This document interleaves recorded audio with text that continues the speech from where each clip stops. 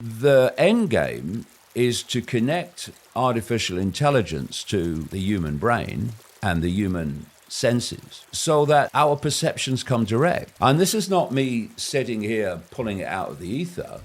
These are the words of people like Ray Kurzweil, the Google executive and so-called futurist. And Ray Kurzweil said that by 2030, which is a big year for them, so many things come into 2030. Artificial intelligence will be attached to the human brain and will do, from that point, more and more human thinking until human thinking is basically negligible. David Icke is a self-published writer, former footballer, and sports broadcaster who has been branded a conspiracy theorist by the mainstream media and various governments for his stance on various issues affecting our society today. Icke is banned from numerous countries due to his work on free speech, censorship, and exposing those who control the world and how they operate secretly. According to Icke, there is a network of secret societies that is fiercely compartmentalized, so only a few people know the whole story about control, censorship, and the plans to enslave the entire human population by taking away our ability to think for ourselves. Icke believes there are plans to enforce a new global order, one that will be absolutely dystopian so the few can control and completely enslave the many. Icke has been giving these warnings for over 3 decades, but his warnings have become more dire and alarming in 2024. During a recent interview, Icke warns about the dangers of artificial intelligence, the latest tool of control, with which he believes this secret network plans to subjugate the entire human race. According to Icke, this is the end game, to put AI in charge of everything we read, watch, see, and learn so that whoever controls AI can control the world. During the interview, Icke explains that this secret network of global elites has been quietly manipulating us all through social media platforms, big tech companies, mainstream media, and the entertainment industry. Ideas that are perceived safe are pushed, while dissenting ideas are quickly censored. However, with AI, they will achieve their aims much faster and make us all so dependent on the so-called advancements of the human race that we will no longer be able to separate reality from their false narratives. During the interview, Icke mentions the work of Ray Kurzweil, an American computer scientist, inventor, and futurist. In his 2005 book, The Singularity is Near, Kurzweil predicted that the technological singularity, which will see AI surpass all humans and trigger an intelligence explosion, would occur by 2045. More recently, Kurzweil has fast-tracked his singularity forecast, predicting that artificial intelligence will herald a new era of hybrid humans capable of aging in reverse within the next 5 years. In his interview, Icke warns that these ideas will be sold to us as great inventions that will make us better, stronger, and healthier. But the real end game is to keep us complacent and subjugated enough so we never have cause to question the narratives. We will now present clips from Icke's interview with the Strike It Big podcast. Thanks and enjoy the video. So what they want to do is connect artificial intelligence to artificial intelligence, AI, to the human brain. And what Kurzweil said a few years ago now, because there comes a point where if you're going to transform society, you have to transform society. You have to do it in a way that people can see it. You can go under the radar for a long time, and all these years when I've been saying, this is coming, this is coming, this is coming, this is the plan. Oh, no evidence of it, mate, no evidence, because it's under the radar. And then suddenly, bang, here it is. Oh, my God. In your face. Yeah, so there comes a point where you have to break the surface, because to transform society, you've got to do it in a way that people can see it's being transformed. What's going on? At which point, 2 things happen. One, you stop hiding it and you start sales pitching it as if it's a good thing. The Great Reset. Yeah. And we'll, if we attach to artificial intelligence, we'll be godlike and superhuman. That's a quote from Kurzweil, who bloody knows that it's subhuman thereafter. And then the other thing happens is once you've broken the surface and once you've entered the room and people are starting to go, what's going on? You've got to get to the end as fast as you bloody can. And that's why we're at breakneck speed now.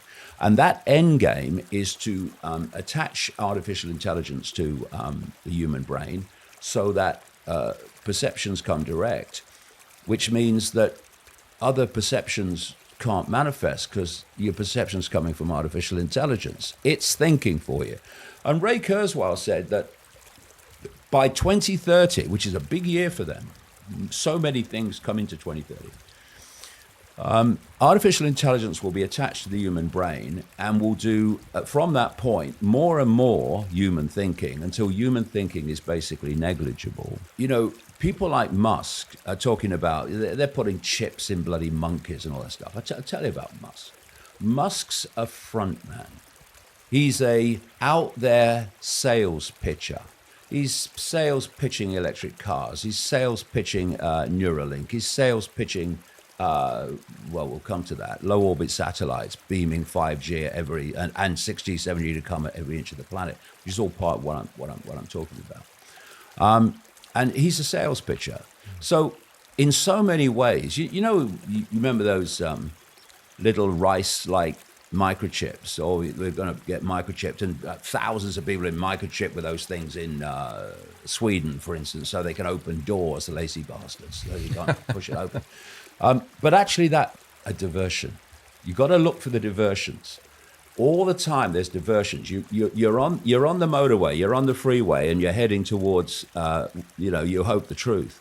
And all the time there's slip roads to take you off, and one of them is the little chip. Because connection of AI to the human brain is nanotechnology. It's not stuff you can see. What Kurzweil has said is that the AI will connect us to the cloud. Now, what is the cloud? It's a massive electromagnetic field or fields that's 5G, 6G, 7G to come. And so if you want to connect the human a human body, everybody, to the cloud, then you have to have the cloud on every inch of the planet. Now, you can put up your towers everywhere, and you can do the urban areas and what have you, but you can't do every inch of the planet. To do that, you need low orbit satellites. And so Elon Musk is through SpaceX, everything's bloody X with him, is the leading guy. And the idea is that we are, through AI and this self-replicating nanotechnology, connected to the cloud. So the cloud starts doing our thinking. It starts influencing our perceptions directly. Elon Musk is now testing his Neuralink on the first human. According to the billionaire, Neuralink's first human trial participant can now control a computer mouse with their brain only about a month after receiving the implant. For people who still think there's no problem, Kurzweil has an upcoming book titled The Singularity is Nearer, When We Merge with AI.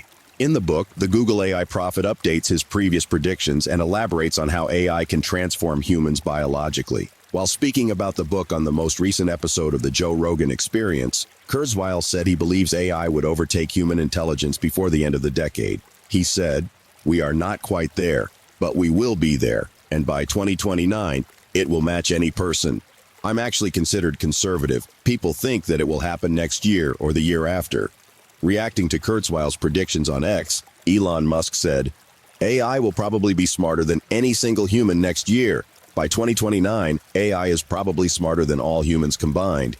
It is clear that what's going on is so much more than anyone can imagine. So how do we stop this? Do we take to the streets and protest, or do we continue to meekly follow their directions?" Ike has some ideas he believes will free us from this all-controlling, all-seeing Big Brother. Let's get back to the interview. Well, I've had a phrase I've been using for decades: what you fight, you become. Margaret Thatcher, who actually was the Iron Lady, except she wasn't. She was one of the most manipulated prime ministers in British history, but that's another story. All you got to do is let Margaret Thatcher think it was her idea, and you got it, really. But she came out with this poll tax, and it was a very unfair tax. And this was an interesting point. It affected the middle class as well as the working class. Now, if it only affected the working class, probably the middle class and the rest will go, well, it's not my problem. If it only affected the middle class, the working class will say, not my problem. But it affected both. So there was a unity. And lots of people refused to pay it. They didn't smack Margaret Thatcher in the mouth. They didn't fight. They just said, I'm not paying it. And what happened? Enough people didn't do it. And the poll tax not only got replaced, it brought her down, the Iron Lady, the impregnable Iron Lady. And all it took was enough people in relation to the poll tax saying, not doing it. not doing it. And it's just incredible. People say to me, what can we do? Well, okay, get yourself a pocket calculator. 8 billion people, a relative handful in full knowledge that are actually orchestrating this dystopia. I think I see a way out of this. And what we need to do is say no to the few. But first of all, we've got to get informed about how it's working. That's not so difficult now because, you look at what people like Sadiq Khan are doing in London and this war on motorists, this war on movement. People are starting to see this now. And the cameras going up everywhere. Well, the cameras are not going up for you, Les. I mean, in part they are, of course. They're going up to police these 15-minute communities where you'll only be allowed out with permission. The party told you to reject the evidence of your eyes and ears. It was their final, most essential command. Are we going to keep buying the narrative that censorship is good for public order and that people like David Icke, who question these narratives, can disrupt the order of things? Are you going to someday be happy to live in 15-minute cities where you need permission to do anything just to save the planet, while the billionaires that want so badly to save the planet are free to pollute the world with their yachts and private jets? Will you be happy when you own nothing and AI controls how you behave, think, and speak? These conversations are very important, and as Ike has said, the 1% cannot control the 99% if we do not give them the power to. Please share your comments in the comments section below. Thanks for watching.